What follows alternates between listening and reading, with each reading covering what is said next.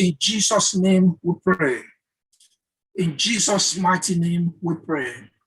Our Father and our God, we just want to thank you, to magnify your holy name, because you're a good God. In the whole wide world, there's no like unto thee. And known unto you are your works before the foundation of the world. Father, as you have brought us to your house today, we are asking and we are praying, oh Lord, the word that we need to hear that will set us ablaze, the word that we need to hear that will ensure our freedom, live for you the way you have ordained for us to live. Cause us to hear that word this very day, this very afternoon, in Jesus' name. Father, we are asking and we are praying, oh God, grant us understanding. Let your Holy Spirit himself wing the utterances of my lips to reach the hidden depths, oh Lord, of the hearts of your people.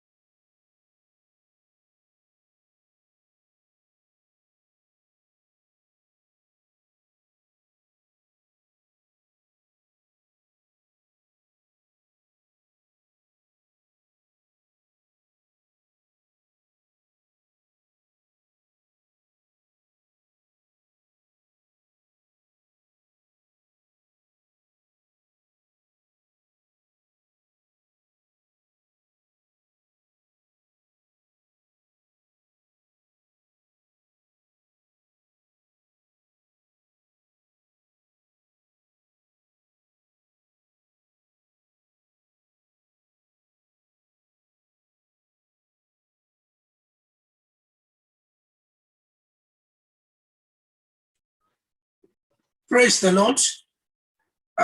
As you can see, the topic itself has actually shown us that really, as Christian soldiers, we're in a warfare. And you can see all that is happening already. That truly, as Christians, we are in a warfare. And sometimes, and that's why we need the complete armor for the Christian soldier in order to be able to war properly. Today, by the grace of God, I want you to turn with me your Bible to 2 Timothy. 2 Timothy, I want to read chapter 2. 2 Timothy chapter 2. I will establish the fact that yes, we are soldiers as Christians. There the Bible says, therefore, my son, be strong in the grace that is in Christ Jesus.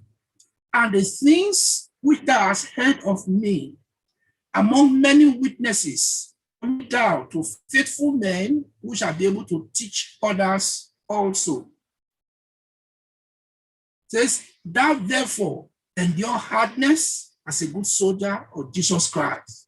No man that warreth entangleth himself with the affairs of this life, that he may please him who has chosen him to be a soldier. By the grace of God, we see here from this text, Paul telling Timothy that we should endure as his son in the Lord. If you look at verse 3 particularly, it says, thou therefore endure hardness as a good soldier of Jesus Christ. Endure hardness as a good soldier of Jesus Christ. In fact, this reminds me of the conversation I had with a parent recently. And the parent was just telling me how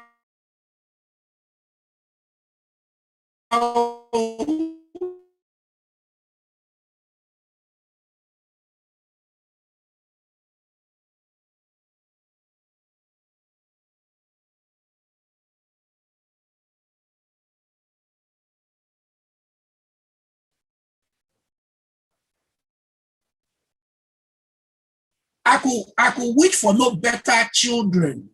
That's what this parents were saying, I could wish for no better children. The only thing about my children is that they just love easy life. They love to take life easy. And then one of the children actually replied to the parent and said, but parents, mom, dad, why do you people like to always live hard life? You people glory in wanting to say, oh, this is how you lived back in Africa. All this, you just like hard life. What's wrong in having easy life? Well, why it may not be wrong, but for the Christian, if you look at verse 3 tells us, it says, thou therefore, as a Christian, you are a soldier. The Bible, therefore, thou therefore endure hardness as a good soldier of Jesus Christ. So if you're a soldier of Jesus Christ, if you're a Christian, know that yes, you have been enlisted. The moment you got born again, you were enlisted into the army, and Christ is the scripture is encouraging you to learn to endure hardness. Don't just look for easy life. And then also in verse 4, it tells us that no man that warreth, you are in a war, you are in a battlefield. No man that warreth entangleth himself with the affairs of this life, so that you are able to please him that has chosen you to be a soldier. So you can see that, yes, from here we have been told that we are soldiers. And the Bible now tells us in Ephesians, the two texts where we are using today, in Ephesians chapter 6, I want to even pick it from verse 10 as opposed to verse 12 that we have on our outline.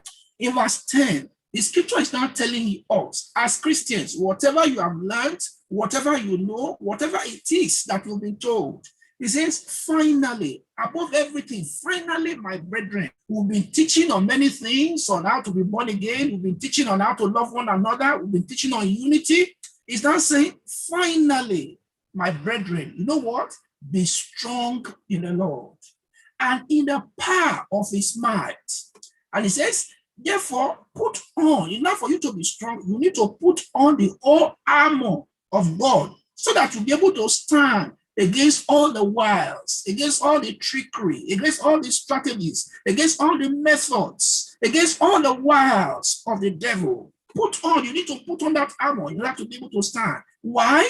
For we wrestle not against flesh and blood, but against principalities, against powers, against the rulers of the darkness of this world, and against spiritual wickedness in high places. When you wrestling match, and if you look at it, wrestling is one of the other sports or fights that involve the whole body. In boxing, they expect to use only your hands, only your fist, and you cannot also hit below the belt. But in taekwondo, you use your leg and you cannot hit it. But in wrestling, the total body is involved. You can use your leg, you can use your head, you can use everything is involved. It's a total combat, it's a total battle. Unfortunately, the person that we are fighting with, although in normal wrestling matches, there are rules for which if you break the rules, you can be disqualified. But in the battles of life, unfortunately, Satan obeys no rules. Nothing is off the table. He uses all the trickery in his arsenal. He used everything to engage in this battle. And that's why we, the Christian, we need to put on the whole armor. That's why the Bible tells us. It says in verse 11, I read again, put on the whole armor of God that you may be able to stand against the wiles, against the strategies, against the trickery of the devil. For we wrestle. When a wrestling match for which it does not obey any law.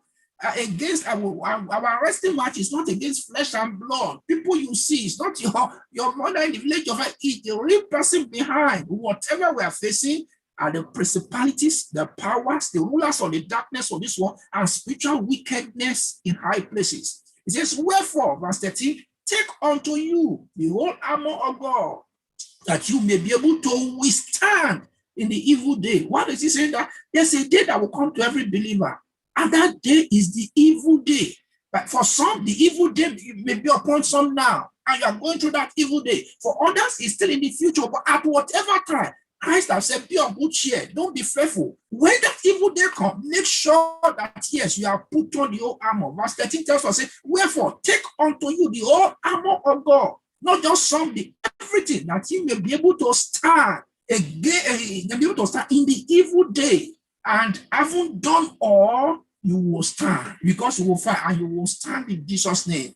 And verse 14 tells us, stand therefore, Now it begins to list the pieces of the armor using the dressing of the Roman soldier. Stand therefore, having your loins, that is your waist, girt with a belt of truth, girt about with truth, your waist, your loins, and also having on the breastplate, that is your upper body, your loins, your lower body, your breastplate, the upper body, having on the breastplate of the breastplate of righteousness, and your feet, the lower part of your body, your leg that used to touch the ground, and your feet shod with the preparation of the gospel of peace. And then above all, taking the shield of faith, wherewith you be able to quench all the fiery darts of the wicked, and take the helmet for your head, the covering of your head, the helmet of salvation, and then for your hand in fighting and also in defending, the sword of the Spirit, which is the word of God. And verse 18 says, praying always with all prayer and supplication in the Spirit, and watching thereunto with all perseverance for all saints. By the grace of God, these are the texts we are going to be looking at today. And you can see from this text already, even by the introduction of this of the service, Satan will not want you to hear this message. So he will do all he can to want to distract you, to want to attack the technical that has been going on smoothly. He will want to do all he can. That's one of the confirmation that, yes, you know we're in a spiritual battle. And many times, the Christian soldier really must recognize, you understand, the absolute indispensability of the armor. Our armor for victorious living. The armor that we have is absolutely necessary for victorious living. Like the natural soldier, he must be willing to also undergo some difficulties and suffering, and to wage this spiritual warfare wholeheartedly as a committed soldier of the Savior. You understand? Ephesians chapter 6, which I've read, I've already explained on that. And then the Apostle Paul have used the outfit, you understand, of the ancient Roman soldier to prescribe to us what this Christian armor is. And church, I want to tell you, many times you will see some people say, well, I don't hurt anybody and nobody will hurt me. I wish that can be true. Say, but it's not fair. I've not done. Some people, I heard a woman one time say, but I've never wished bad on anybody's child. I've never gone to any native doctor or visited a native home, a herbalist, or visited somebody to do. But why people are attacking you? It's not fair. Yeah, life is not fair. You don't have to do anything wrong against Satan before Satan attacks. Satan is evil. That's it. And that's why let alone when you now become a Christian. The truth is that the moment you are becoming a Christian, you are enlisting in the army of Christ. And for the mere fact that you surrender your life to Christ, Satan counts you his enemy. So that's why you don't need to do anything more before Satan begins to attack. And the truth is that he has done all he can to prevent from being saved. Now that he lost you from his camp and you got saved, just know that, yes, you are still his target. So you don't need to do anything because you said yes to Jesus. He lost you from his camp. Therefore, you become his number one target. So don't say, I'm going to be a quiet Christian. You still need to put on this armor. For the mere fact that you said yes to Jesus, you need to put on the complete armor of the Christian soldier. Hence, we are going to look at this topic under three perspectives. Number one, we are going to look at the complete armor of the Christian soldier. Also, we're going to look at the corroded, we're going to look at the corroded armor of the surrendered captives. Some captives are surrendered, and we're going to look at their corroded armor. And then lastly, we are going to look at the continuous alertness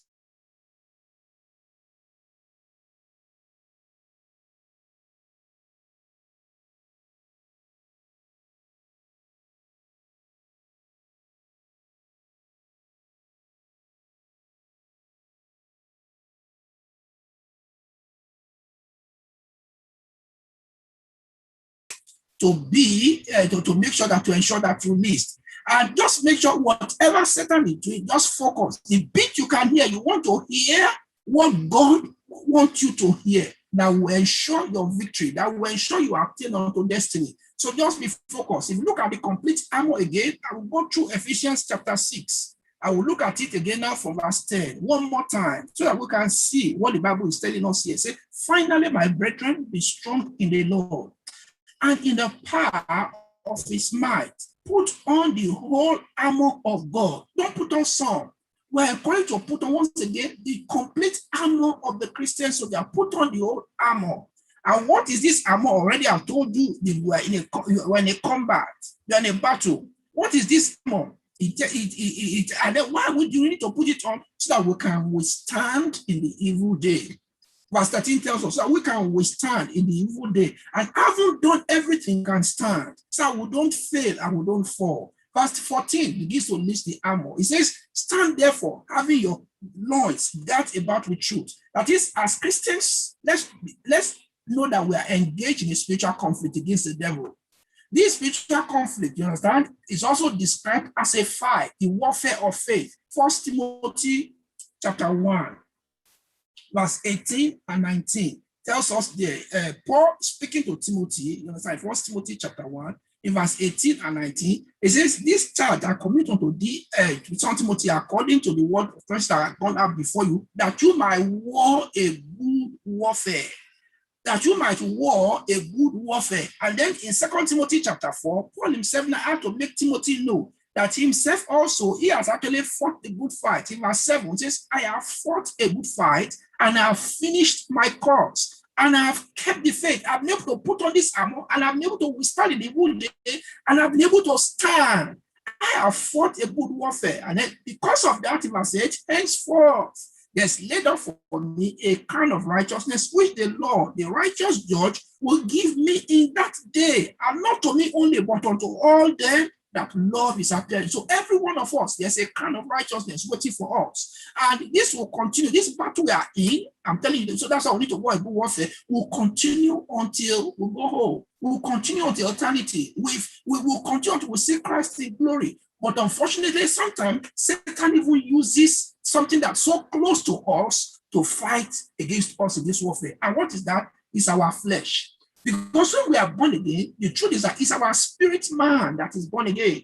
Our flesh may still want to crave the carnal things of this world. That's why the Bible tells us in Galatians chapter 5, verse 17, that the flesh lusted against the spirit, and the spirit against the flesh. And these two are contrary the one to the other, so that ye are not able to do the things that ye would.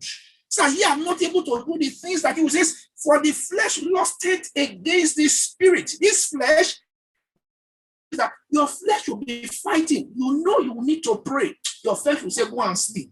You know you need to listen to this message now. Your flesh say, go and not get up, even though you are fasting. Go and take something to this fasting and prayer. Go and just take water. Go and just put on, go and watch your phone right now. See whether there's a text message. You see that see whether you are expecting the agency to call you for work. Believe me, go and check it. You see, the flesh will be trying to distract you. That's the flesh. But your spirit will say, you know, this is not good. So that tension within you, and Satan knows how to work on our flesh to create that tension. But by the grace of God, as you begin to grow in the faith, you are able to develop your spirit man, that your spirit man becomes superior over your flesh and controls your flesh. But if you are still a young Christian or a carnal Christian, your flesh sometimes can now take the upper side and begin to squeeze out even your spirit man. But you must not let him. Because that's one of the ways Satan from within can want to defeat the Christian. But you must not let it. That's why the scripture says you must endure hardness as a good soldier of Jesus Christ. And Satan is a master strategist who seeks the downfall, you understand, of his various victims, and he uses various schemes to seek the downfall of the Christian. And we must not let him. But the truth is that, brethren, many times, you understand, before I look at the pieces of this armor, I want you to know that many times, even Jesus Christ gives us the secret. In this battle, many times we engage a battle without the right strategy. I'm sure you know, I remember I learned something during the first Gulf War. That's when, I've also worked as a civilian staff to the Royal Army, United Kingdom, the Army of the United Kingdom, the Royal Artillery, 18th Battalion. I worked there as a civilian staff, and I learned some things, the discipline of the military. This is a long time ago now. I learned the discipline of the military. And also, sometimes before they engage in any battle, do you know they will bring out all the intelligence they've gathered on that country? Where is their weapon? Where's their weapon depot? A lot of things. What kind of weapon do they have? What are their limitations? Although many times, in the West sells weapons, but many countries buy from many countries, not just the West. But they will try to gather reconnaissance. Sometimes they will do a reconnaissance mission. That is, you want to have an advanced party. Go and see. Where did they see? Where's that? And and the truth is that before any battle, from even here a conventional battle, you discover that you will see a lot of intelligence gathering. What are the strengths? What are their weaknesses? What kind of weapons do they have? If they have this weapon, what kind of weapon do we take down to neutralize? Even in normal physical battle and warfare, you see a lot of planning and a lot of strategic planning involved. Unfortunately, as Christians, many times we are fighting some battles, we never even sit down to even say, this battle, what do we need to do? And even Jesus Christ himself has told us in Mark chapter 3, verse 27, Mark chapter 3, verse 27, that you can see a strong man. It says, you can see that a strong man is taking hold of your goods, or there are some things that you need. And you can see that in this thing that you need is in the hand of a strong man. How can you go? I just want to take. But Jesus gives us some strategy in fighting our battle. There's no man can enter into a strong man's house and spoil his goods. That word spoil is not to destroy. That is to take captive his goods. You've taken his goods to spoil. The spoils of battle in the old King James English is not that you destroy. Is that you take it captive and you capture it. It becomes a plunder, and plunder is goods, and some of the good ones you take it and begin to use for your benefit. So no man can go and plunder the goods of a strong man except you first, because that strong man will fight you. That strong man, except you first bind the strong man and then you spoil his house. You must first of all be in spiritual battle. You first of all tame, you bind the strong man before you can go, and it's easy. And I remember a conversation sometimes I was having with the GS and with some other ministers where they just talking, and this other minister was sharing with GS a big crusade they were having in a particular part of Africa. And in this crusade, he was talking about how he went to the village chiefs and some other things. And one of the things I learned from in that conversation that GS was saying is that really when you are holding that type of crusade, this man was a junior minister to the GS. So the things you really need to do is you need to do this, do that. By the time you do this, and he used illustration that those of you who eat some kind of food that are sticky, and if it sticks on the plate, if you go and wash that, and if you leave the plate to dry for about a day, it's very dry in the sun, and say, okay, now go and wash that plate, that it will take you a long time to scrub off all those mark and all those food that are stuck onto that plate. It will take you more energy and more strength. But if you take that plate and soak it under water, however long, if you soak it for so long, if it's something that is stuck into that plate for so long, soak it for a day. By the time you go back, it says even a little child will be able to scrub off all those food dirt from the plate. And he used that in illustration. I said, this is how you do. And when he was talking with him, I said, wow. And so when you want to hold certain crusade, you want to do certain program, but you want to destroy the work of the devil, this is something you soak. And this is what soaking means. When you soak, by the time you go, it's like if it would just be a walk in the park. And I learned something that day. But so to this end, really, many times we just engage in battle without really adequate planning. But nevertheless, even before engaging in battle, because our strategy in spiritual warfare, what are the armory that we have? Paul lists some here that we can see in Ephesians chapter 6 that we have read from verse 14. It says in verse 14, number one, it tells us there the belt of truth. The belt, I will call it the belt. It says, let your lance be girded about with truth. And what that means is truth. Verse 14. You see, church, many times as Christians, we think it's just thank God for one of the submission our youth gave yesterday. The submission she gave for our program. In that submission, she actually talked about lie. She composed a poem about lie. In fact, I was so blessed by that composition. I think it's one of the ones that also made the top 3. But having said so, brethren, one of the weapons, that we have in our armory, one of the weapons that we have at our disposal is truth. Please, if you are here as a Christian, you are still engaged in telling lies, Satan has caught you in his arm. I'm telling you, If you are here, it's a contradiction in terms. That for a lying Christian, it's a contradiction in terms. Make sure what yourself and the people you are telling to, it does not help. You think it helps you? I think if I one of these days, I think we will play that point. But the truth is that truth is a weapon in the armory of the Christian. Learn under any circumstance, God will give you the grace to tell the truth, because it's the truth that will set you free. Christ said, and you will know the truth, and the truth will set you free. I'm telling you. So, so know that truth is one of the weapons. Never let Satan box you in the corner to tell lie. If you have to tell lie, be quiet. If you are asked a question and you know you to tell, don't answer, be quiet. But if you have to answer, obviously, just ask God to help you and tell the truth. It's the truth that sets free. Lie will only just try to say it helps you or get you out. It was only the truth that sets free. And as a Christian, truth is one of the weapons, one of our armory. Learn to tell the truth anytime and every time you are confronted to tell the truth and you are confronted to say a thing. Number 2 in the armory, you see there also in that verse 14, is the covering for our upper body, is the breastplate of righteousness. Brethren, when we say live righteous, live holy, it's not that's what we're talking. Righteousness is very vital. Living a righteous life, you see, Satan could not attack Jesus. He says, Jesus, when all the Pharisees were accusing him of many things, he said, which of you? And as a minister, that's one of the things I always, at the end of my ministry, anytime, even at the end of my posting, I've been in many areas where they posted me. Each time I want to be able to live that. Which of you have I duped? Which of you did I enter into a business with and you can accuse me I cheated you? Which of you women can you accuse me? Oh, I made eye contact to you. I touched you. I have prayed since even before I got married. I said, oh Lord, give me the testimony till I see you in glory.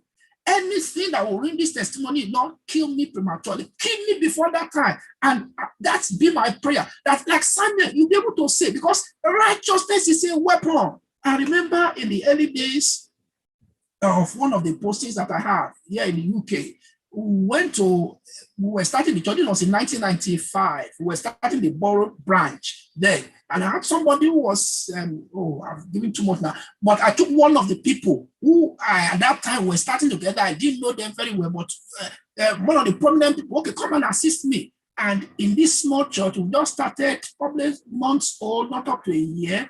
And then this sister came and said, Pastor, sorry, I can't sleep in my house.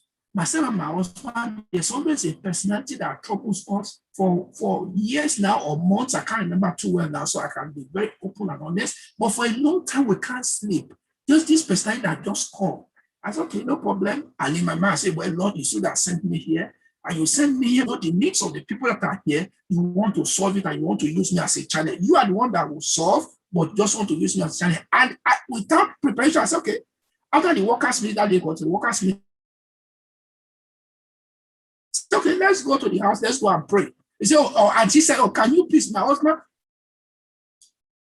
said, look, if you can bring your pastor to pray, even though the husband wasn't coming to church, she was not coming to church. I said, okay, no problem. Let's go to the house. So since I didn't want to go alone, I had to call one of the assistants there. I said, okay, you come with me. Let's go and pray. I said, yes. The person I put in charge of that area was I divided the people, divided the church under me into areas and put people, you be this. So that person, you are the area leader in charge of this. Okay, you come with me. This sister said something. Let's go and pray. You know what? By the time of God, I'm telling you a true story, obviously, as you know, but this 1995, if I'm not, I remember the year very well because of some things. So by the time I went there, we went to pray. And after the prayer, and the truth is that for some reason I had to take this leader. I didn't take my wife at the time. I just said, this, let's go. So that's how I just led. And then we went, prayed. After we finished praying, and I'm telling you, just like when God wants to do something, it's not in length. It's not when God wants to do something, He does it. So after the prayer, I just told them, believe God. You won't believe it. That same night,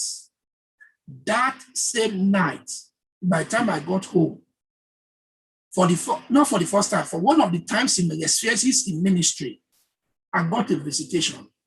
And I saw a personality appear to me that same night in my own house. I said, why have you come to my territory? Why have you driven me away? I was shocked. And brethren, I'm not making it up. And I said, what? I looked at this person and he dressed, sincerely speaking, those of you who are from Africa, or depending on what part of Africa, that have masquerades, that he dressed like a masquerade that was like from the part of the country where those people from. Those people were from the part of the country and the western country as Nigeria, in the south area, in fact, where they got exactly where the Jews have just done the last crusade, the last international crusade, that place, Calabar. He dressed like somebody, a masquerade from that place, carried a lot of very angry. Why have you driven me? Because this couple were from that part of the world. So why have you driven me? And I looked at you and said, how did you get into my house? Do you know who I am? And I'm telling you, this is what I want. Say, do you know who gave you the order to come here? I said, how do you go? And she said, speaking, I was so angry in my spirit, and because of my understanding as at that time, this is about 25 years now, 1995, I think, or over 25 years. And I said, but Lord, you told me that your angels encamp Petra about that fear him. Where are the angels on duty? Why did they allow this masquerade to come in? I mean, I'm telling you, that's where I felt. I said, well, out. But I believe the Lord allowed it to see that, yes, the prayer. Nobody would tell me that prayer didn't answer. By the time I will be seeing the sister the next day in church, say, Pastor, for the past 7 days, you've been sleeping well. She didn't need to tell me that testimony. I already knew with the experience I have. But unfortunately, that same night, I didn't know that the leader I took with me was not living right. His entire house was flooded. The water burst. Here in the United Kingdom, the entire goods were destroyed. And I said, what? That same night, everything. And it was much later I discovered that this person was not even living right. And I took him with me. He was terribly, he was terribly attacked. Why did I say all that? I said all that to say this, brethren, that when we talk about the weapon of righteousness, the weapon of righteousness is not just a theory. It's a weapon that defends and protects you. So when you are putting on the armor, learn to live a righteous life, because righteousness is also a defense. It defends against the attack of the enemy. And here also, so live a righteous life. It's not just for anything. Those of us who are living hypocritical life, living one life in joy, living another life, live a righteous life. And also the gospel of the preparation of peace. You can see that in the gospel of the preparation of peace. What that just means is that the evangelism is a weapon. And many times you don't know that. Preaching the gospel is a weapon. And that's a weapon you should put on. You put on the armor. Those of you who have not learned to evangelize, you are exposed. Especially, let me ask you a question. Can you be preaching in your workplace and they say, oh, pastor, oh, I didn't know, sister, you are pastor. Can you be preaching in your workplace and you want to collect bribe or you want to do evil? Even with the message that you have been preaching, would that stop you? But if you have not made yourself known as a Christian and everybody now they want to drink themselves to stupor, they want to get involved in one evil, they want to connive against the manager, do something, they will say, come on, join. What you stand for? And if you are in a place where you work in only macho place, when they are talking about women, talking about all their features, talking about this, you too, they say, oh, why is your comment? You too, can't you join? Are you a married man? Because you are not declared, even if you are not married, you are not declared yourself as a Christian, they will put you among them. You a girl, the men and the girls are talking about, oh, I fancy that man. And when it's a married man, you too, don't you fancy married man? They are bringing all kinds of rubbish things to your ears. But when you have preached the gospel, it becomes a weapon that even nobody, and you yourself, you know, you will not be able to do some things because you have been preaching the gospel. So the gospel is a weapon. And the truth is that I remember another time, Satan will not want you to use this weapon. Look at our region now. We want to preach the gospel. He want to hinder. There's one of the postings, many of you know it, when we went to in Kent. We wanted to start deeper life there in Kent. And the few brethren we had, we start, okay, let's do some things. Let's do some things here in Kent. And you won't believe it. Even just 2 families at the time, but eventually a 3rd family, okay, since we have nowhere, let's use your house. But eventually, by the time I said, in 3 months, we must move from house, we must go to a place. We started looking. Even trying to get a school or get a location was so difficult. Went into fasting for days, came back, and eventually I said, okay, brother, you go to this particular place, do this. And then the Lord said, we'll get a place there. And lo and behold, it was so. We got a place. We said, let's even now do a program. You won't believe it. With all the publicity, we bombarded, used post office, did leaflet. Not, in fact, I think God just wanted to encourage us that day. Not one soul, not one visitor. We littered the whole place. And I was wondering, why is this place so hard? But somehow I had to use one of the weapons, which what they talked to you about. I went into a 1 week of prayer or fasting. Went away. I said, let's pray. I said, Lord, you have said, started praying. And then, even though we have been praying before I be fast, but this I said, no, we must, until you won't believe it. And I'm telling you, that I've shared it before as well, that until I saw a personality appear while I was praying, and he said, why are you coming to my territory? It's in Kent, Gravesend, Kent. I said, what? And I saw the personality. But this personality looked, if I tell you, it looked like, obviously I know it's a demon from the eastern part of the world. Why are you coming to my territory? I said, what, your territory? I said, you have to come down, Dark Prince. Dark Prince over this territory, you are coming down. After that 1 week encounter, you won't believe it. We went back to that place. But by the time we're going back, to my surprise, there was not a festival that happens in that part of England. Even the police will be giving protection. The entire place, they will march. And this time around, by the time I went back and they were marching, the image of the person that appeared to me when I was praying back in the Midlands, I went to Midlands to pray. When I was praying back in the Midlands, when I came back, I saw they were doing a festival. It's not Diwali. I forgot the name they were calling it. It was an Asian festival. The picture, and many people were marching, singing, were giving food. The procession was very long. Cars, roads were closed. I'm telling you, Gravesend, Kent. And then I saw the picture right at the front of the procession was a picture of the person that appeared to me. I said, what? So this is the ruler. You are the Dark Prince over this place. I never knew. But until that encounter, there was no good. Not one soul. We will invite people to church more. But after that, by God's grace, the church took root. In fact, a second church started after in another farther place of Kent. But all this warfare. So, church, what we're talking about, I have little, even Paul, you understand? He told you, say, after the manner of men, if you look at Corinthians, we are fought with beasts at Ephesus. When he got to Ephesus and some power. So when we talk about spiritual battle too, I'm not talking in terms of evangelism now, but I'm not talking generally. Also, church, and for those of you who are younger Christians, I don't want to go too deep so that you don't feel somehow, but generally, for those of us who are spiritual and been in the faith for a while, you will know and recognize some of the things I'm saying. So in whichever place God has planted us, and as pastors, as leaders, there are times, and even as individuals, as Christians, individuals as a family, as individuals, as a Christian person, know that this armor, they are necessary. So the preaching of the gospel of peace, and then the shield of faith, because the enemy will throw his darts. He will throw his dart as a couple, no child. As a couple, no money. As a couple, he will just turn your back one to another.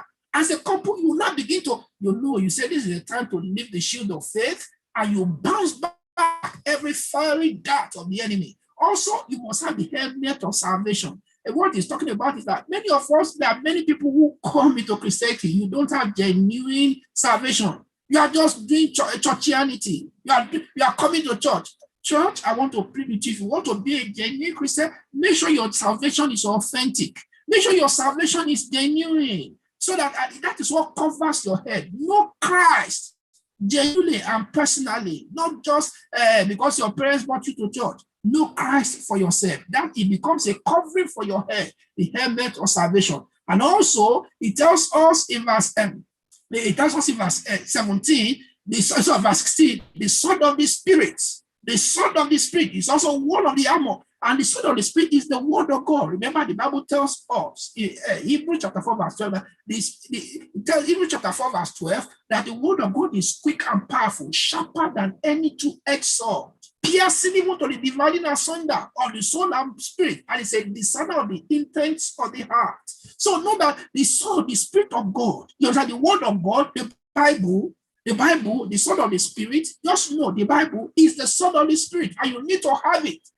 Because the Bible, you need to read the word of God, fill your heart, saturate yourself with the word of God, and it becomes a sword, a defensive sword, also an attacking, an offensive sword. So the sword of the Spirit is also one of the weapons, and also verse 17 now tells us prayers. Verse 17 says, verse 18, it says prayer. Verse 17 talks about prayer. 17 is the sword of the Spirit, which is the word of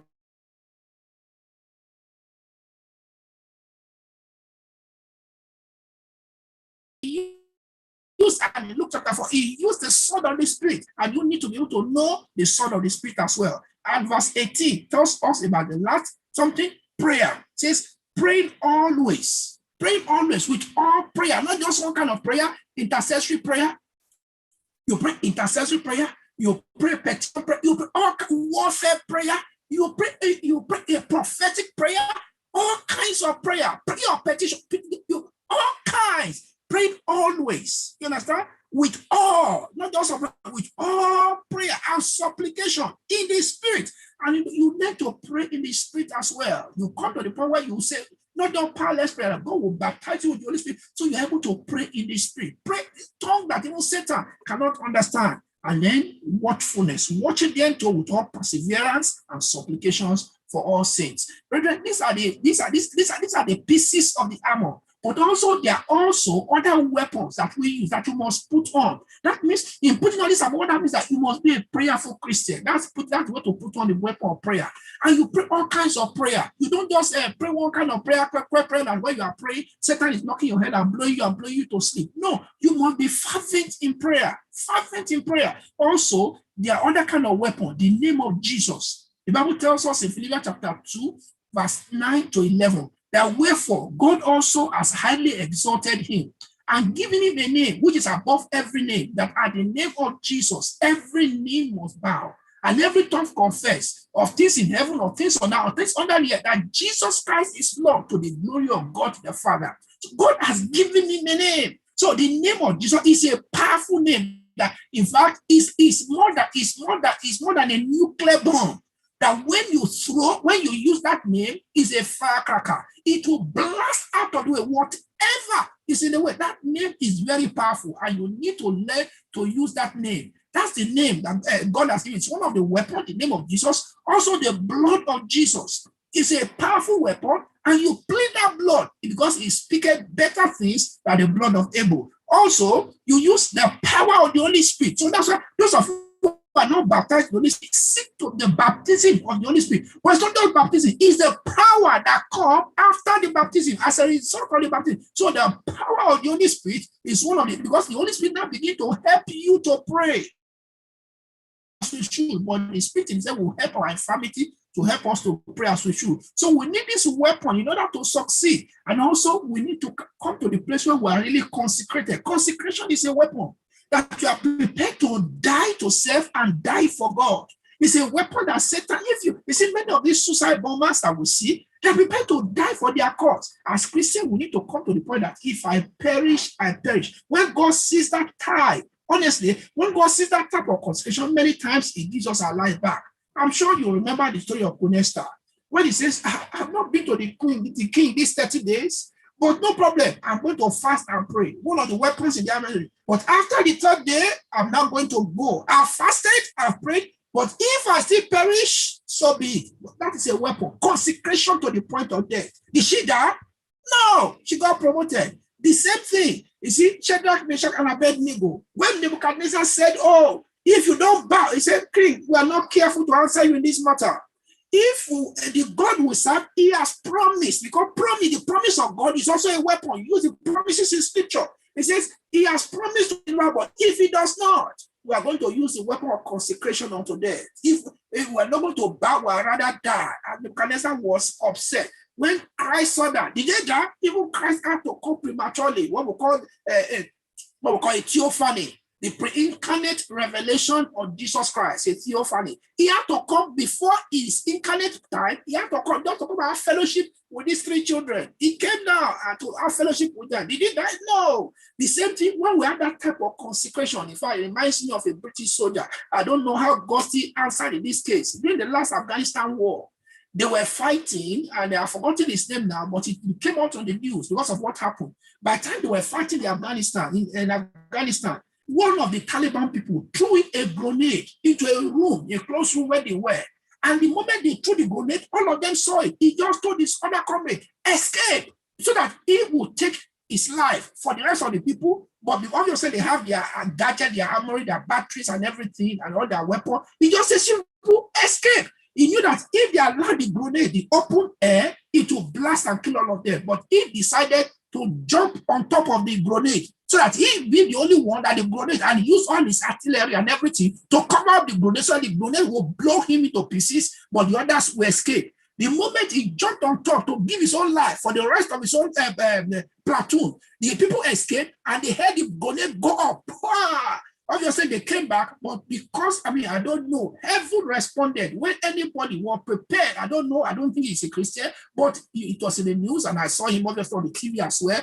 The moment he jumped on top of that grenade, the grenade took him up, blasted and came down. But do you know, it was only his body armor and also some of the other batteries and weapons that got shattered, and he was intact. Himself was shocked. Am I still alive? He was shocked. And he's one of the first persons, I'm not sure, if not the only person that has received the George Cross living for a gallantry service. You don't receive the George Medal in the British Army for you will receive it only for gallantry service. But many people will receive it posthumously. That is, they will have died. They will die doing it, but they still get the cross. But I think it's only, I will double check, it's the only person who have received such a cross living, because he decided to give his life for his platoon, but heaven gave it back to him. So, church, when we come to the point where we are prepared to sacrifice for Christ, it's a weapon. And that's why if you look at Revelation chapter 12, verse 11, Revelation chapter 12, this is something that is still in the future, but God has given us an insight into this weapon. In Revelation chapter 12, verse 11, it says, when the Antichrist, when the time of the Antichrist, and when he will really, really come to ravage the world, one of the weapons the Christians will use at that time, and that will use to overcome, and which we can begin to even to be using now, is seen in this Revelation chapter 12, verse 11. It says, and they overcame him.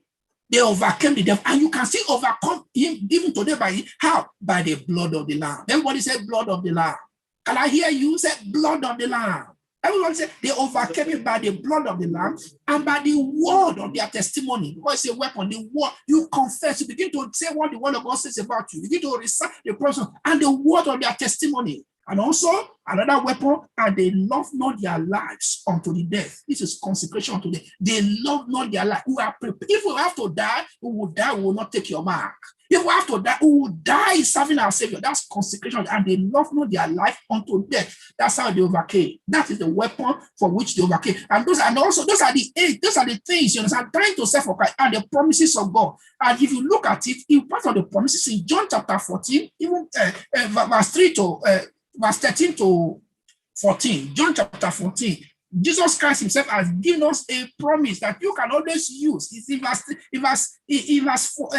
13, it says, and whatsoever, John 14, verse 13, it says, and whatsoever ye shall ask in my name. He said, open check. It says, that will I do, that the Father may be glorified in his Son. If you will ask anything, verse 14, in my name, I will do it. Church is a weapon that we use. This is a weapon if you ask anything in my name. And remember, Christ has given us the keys of the kingdom of heaven. Matthew 18:18. He says, I have given you the keys of death, that whatever you bind on earth will be bound in heaven. What you lose on earth will be loose in heaven. Church, each of this weapon, Christ's armor, has been given to us for victory. And we need to use this for our victory. Our continual use of this weapon will guarantee our victory in the battles of life. As we go to pray, even though I have the other, but really, I believe there's no one among us here that will be like Samson, that want to be using, or like Saul, or like the young prophet. We have read it. They are the people that use what we call corroded armor, and they became surrendered captives. They became captives because the young prophet, you understand, God told him what not to do. He went and he was now resting under a tree until the enemy came and destroyed him. You don't want to use your weapon and be resting, or allow sin, like Samson. If you see there, chapter 1 to 6, you don't want to do that. As you go to pray now, you are not going to use all those correct weapons. Rather, you want to continue in alertness. You want to continue to be alert in your spiritual combat. And brethren, one of the things that will really give us victory is if we remain alert. Remain alert in spiritual combat, because the devil can want to come in any direction. Before we go to pray, there used to be this mental asylum hospital, mental asylum. People who are mental, they put them to the hospital, and after treatment or some other thing, before they are released back to town, they are given a test. And the test is that they will normally run a tap. And in that tap, they will run a tap on the sink, and they will allow the tap, the water, they will run the water on the sink, and they will allow the sink to fill up and water to start flowing down to the floor. Then they will give a mop to the inmate and say, okay, fine, take the mop, please dry up this water. When the inmate goes and start mopping the floor without first turning on the tap, they know that this inmate is not ready yet to be released, or she's not ready to be released. They say, no problem. And many times, you see, in the battles of life, people just go, they are mopping the floor. They can see the water on the floor, but will never go to the source where the water is coming from. And you see, it's only when you turn off the tap, then you can mop up the floor and mop up the floor dry. But when you just keep mopping the floor, and the tap is still running, the water cannot be dry. Today, as we go to pray, and remember we are fasting and praying, you want to say, Lord, show me whatever tap in my life, whatever tap in the church, whatever tap in this world that I need to turn off first before I start mopping the floor, show it to me. In this battle of life, as I fast and pray today, whatever is the tap that I first of all need to turn off, Lord, show it. So I tell you, by the time I mop the floor is dry. Today we are going to pray. We have seen that we need to put on the armor so that we can stand in the evil day. And it's this armor and our alertness that can help us to continue to ensure victory in the battles of life. Watchfulness is very important for the believer so that we can remain victorious, but know that Jesus has already paid the price for our victory. And if we believe it, that victory will be ours today in Jesus' name. Let's go to God to pray right now. Let's go to God and say, all these armors that I've talked about, we also want to use them, the armor of the promise of God, the armor of the blood of Jesus, the armor of the name of Jesus, the armor, the armor of the promises. Whatever you bind on earth will be bound in heaven. Today, you say, no, victory must be sure. Let's go to God to pray. Let's go to him now. Whatever battles you're going through, and if you're not battle, say, God, help me to be able to put on this armor and put it on all the time. And today, we are going to get the victory. It's not until you offend Satan. Satan already has targeted you because you call yourself a Christian. Satan is angry with the Christian, but that doesn't bother you as long as God is happy and pleased with you. So right now, say, Lord, help me. All these weapons, teach me to use them and use them effectively. And whatever battle you are currently going through, take a piece of that armor and use it against it. Whatever the strong man that has taken anything, any of your goods, whatever the thief has stolen from you today, right now, you want to go. Which one with him? Bind that strong man. Bind him and take from him whatever the enemy has stolen from you. Back to the moderator.